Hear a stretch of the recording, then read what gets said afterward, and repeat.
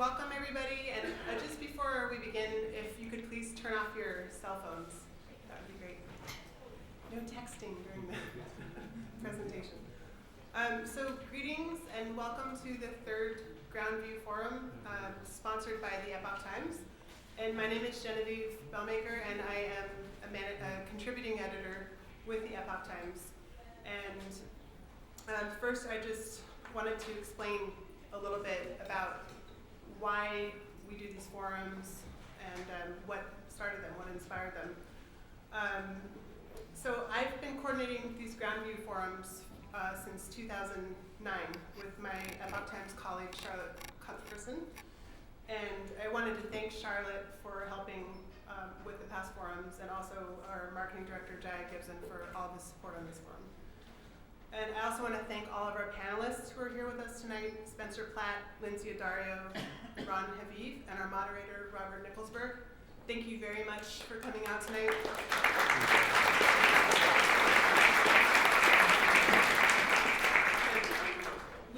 We at the Epoch Times deeply appreciate their coming out tonight and their participation, not only because of the extremely short notice, but because of the tragedies of the last couple of weeks. I know it's been difficult for a lot of people regarding the loss of our friends Tim Hetherington and Chris Hondros.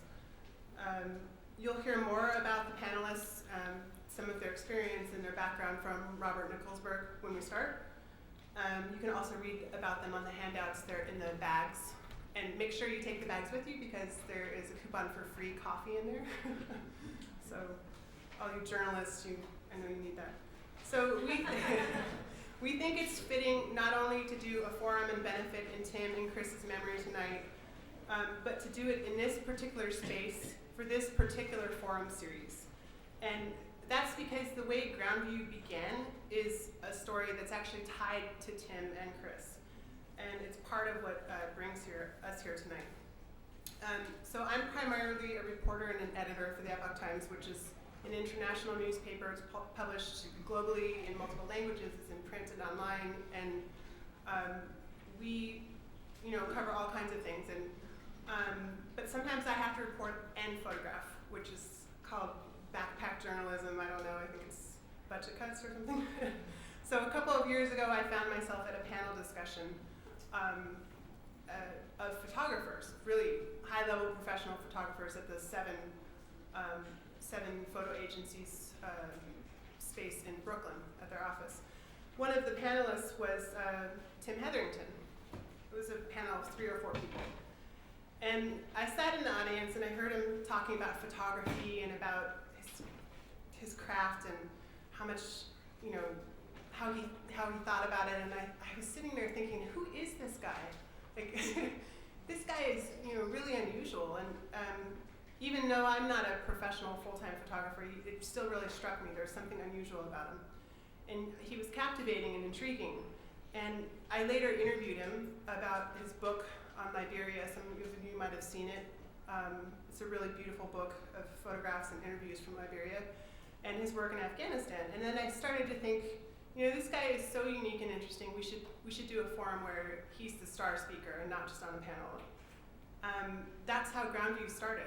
It was inspired by Tim Hetherington. So a couple of months later, in December 2009, Tim was on the stage right here, sharing his work with Getty photographer Mario Tama moderating. And we found out later that Chris Hondros was in the audience, but he slipped in and he didn't register and didn't buy a ticket, so we didn't know he was here. I think he came in the back and sat on the floor, he said. So at the time that we did Tim's forum, our design guys told me we have to call it something. We have to give it a name, dub it something. So we said, okay, Ground View. And the name stuck. And the idea behind Ground View that Tim initially inspired was and is to let photographers and filmmakers show their work and tell the audience where they have been, what they have seen, what they have experienced with their own eyes from the ground. And we don't usually get an unfiltered version. We get, the filtered version of the picture that's chosen for the magazine article or the newspaper. So that's the idea behind Ground View. That's the concept. Our second Ground View forum that was just this last December was moderated by Chris Hondros. And he did a wonderful job with our photographer that night, Ashley Gilbertson. And Tim was sitting in the audience right there. So they were both at both forums. And afterward, Chris was really excited and enthusiastic, and he said, we have to do a forum like this every month for the next 2 years, and I'll moderate. And we were like, whoa, we're really tired from organizing this. But his enthusiasm for his craft and for sharing, not just his work, but the work of others was so infectious that we said, okay, fine, we'll do another forum. So when everything started happening in Egypt, we decided let's do a forum on that. And we were actually in the middle of planning this third ground view forum with Chris before he left for Libya. So that's how all of this came to be. And Chris was going to be a panelist. He wasn't going to be a moderator. He wanted to be on the panel and share his work in Egypt. So when we heard the terrible news about Tim and Chris, it took us about 2 days to realize that we had to move forward with the third ground view forum and do it in their memory. It seemed like the most positive and constructive and supportive thing that we could do for the journalism and photography community, and it seemed like a positive thing to put our energy into. The outpouring of communication that we've received in the last 10 days while we've been planning this, including from a large number of people who came out tonight, is a testament to the impact that Tim and Chris had on the world around them. We also believe that it's a testament to the fact that the work that photographers, reporters, and filmmakers do in some of the most dangerous places in the world is important and it's valuable, albeit it's sometimes very risky, but it's important and it matters, and we want it to keep happening and support it. And that's why this is a benefit to Reporters Without Borders will explain where the profit from tonight's event will be going to. In planning this third ground view forum, we found ourselves inspired again to be hopeful and positive about the future despite such grave loss of our friends and colleagues. And we wanted to understand more clearly what has been happening in places like Libya, Egypt, Tunisia, and Bahrain. And we hope you enjoy the event, and remember that by being here, you're taking part in a continuation of something that was inspired by Tim and Chris on many levels. And for that and for so many other reasons, they're still with us in spirit.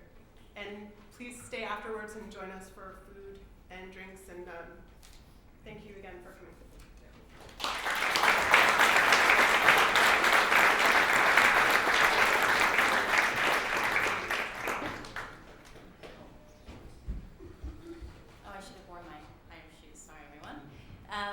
Thanks very much to the Epoch Times for participating and sponsoring this event. My name is Tala Dolachai. I'm the Senior Advisor for Reporters Without Borders, Reporters Sans Frontières. I have been with the organization for 10 years, and I'm an Iranian American. So I feel a personal connection to the violations against journalists in my home country of Iran. As many of you know, in 2009 there was an election coup, and dozens of students and journalists and protesters and activists were on the streets of Tehran and were targeted and killed and threatened and abused by the members of the government. There are still a number of journalists in prison who have claimed rape, abuse, and threats against their families inside Tehran's Evin prison. And we call for their release, and that is one of our primary campaigns at Reporters Without Borders. Our organization has been around for 25 years, and we have offices all over the world and correspondents that work with us in countries like Libya, like in Iran, and Yemen and Bahrain, and the key countries right now that we're all seeing on the news. I had the opportunity to see Tim Hetherington at the Overseas Press Club a few weeks ago. He was promoting his book Infidel, which was linked to a series of photos he took with Sebastian while filming the Academy Award nominated film Restrepo. It seems just like yesterday that we saw each other, and now he's gone. Tim and Chris lost their lives for doing their jobs, reporting the truth and protecting the free flow of information. There are hundreds of other journalists like them in harm's way in Libya and in other danger zones.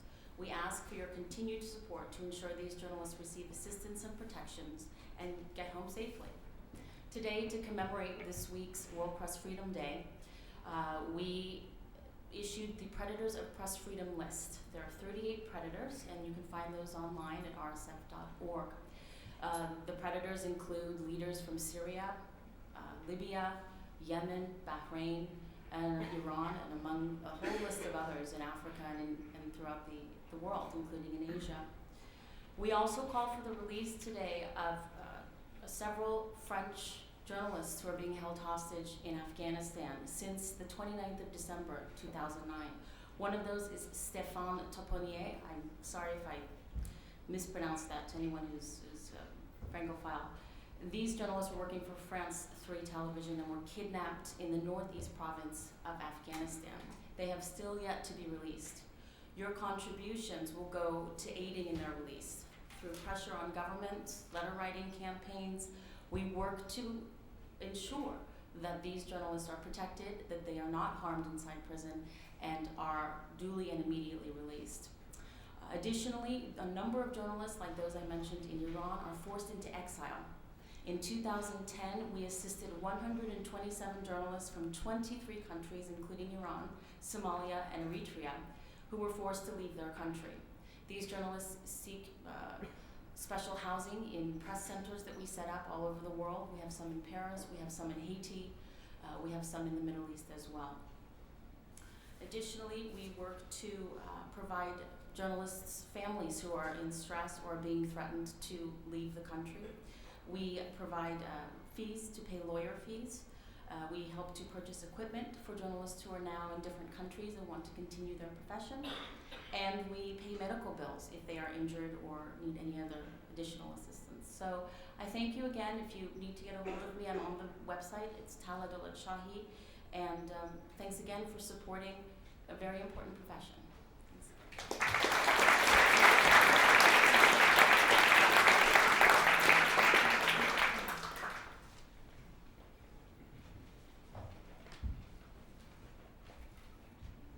Good evening. I'm Bob Nickelsberg. I'm a photojournalist, and I'm here tonight to moderate 3 well-known photographers who I've known professionally and personally over a number of years. Lately, it's become evident how journalists are now part of the news, and that's really not what reporters and photographers set out to do in the course of a day's work. Back in February in Cairo, when the uprising started in Tahrir Square, stones were being thrown randomly, and some obviously well-aimed, hitting any number of people, the civilians as well as the journalists participating there.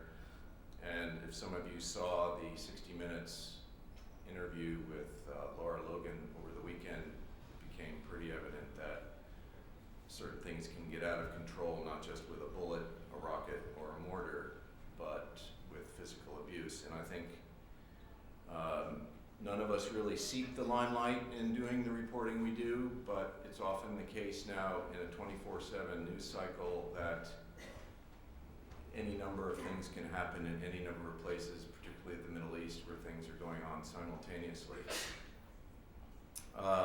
Rockets, bombs, mortars don't distinguish between civilians and soldiers, and I think conflict and war reporting is a messy business. We don't have immunity anymore. That sort of went out in the 90s when neutrality was extinguished. I think Ron can speak for that, particularly in Bosnia, where journalists were often targeted. And there's no white flag now for reporting. We're used, we're leveraged, we're exploited by any number of sides, and that doesn't only happen overseas. It happens here as well, and news has become entertainment. Just look at some of what the cable channels put out. What we're going to do tonight is go through the work, starting with Ron Haviv, who spent time in Egypt in February, followed by Lynsey Addario,